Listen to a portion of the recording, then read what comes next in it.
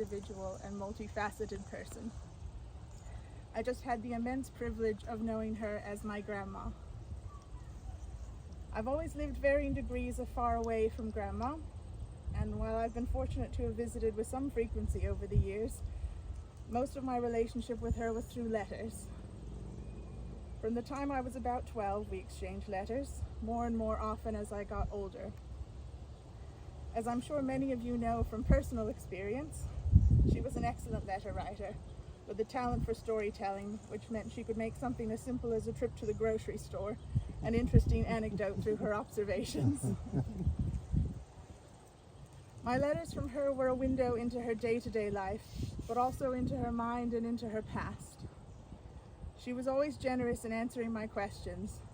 After a gruff, "I can't imagine it'll be very interesting, but all right,"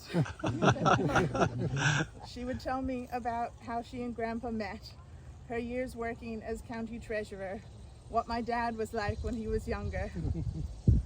My letters from her are comprehensive Angola weather reports and musings on how the little trick-or-treaters on her street will have to spoil their costumes by putting on coats or they'll freeze their buns off.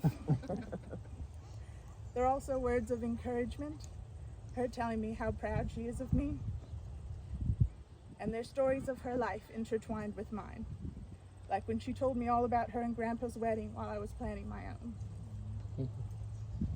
In short, my letters from her are the cherished voice and stories of one of the strongest and most amazing people I've ever had the good fortune to know. The last time I saw Grandma, we both knew it would be the last time we saw one another. We knew it was goodbye.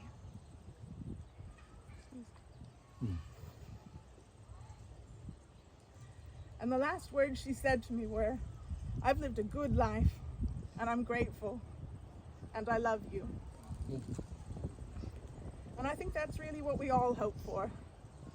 If we can reach the ends of our lives and look back and say it was a good life and feel gratitude for it, and have people we love and can tell them so, and be loved in return, that speaks to a life very well lived.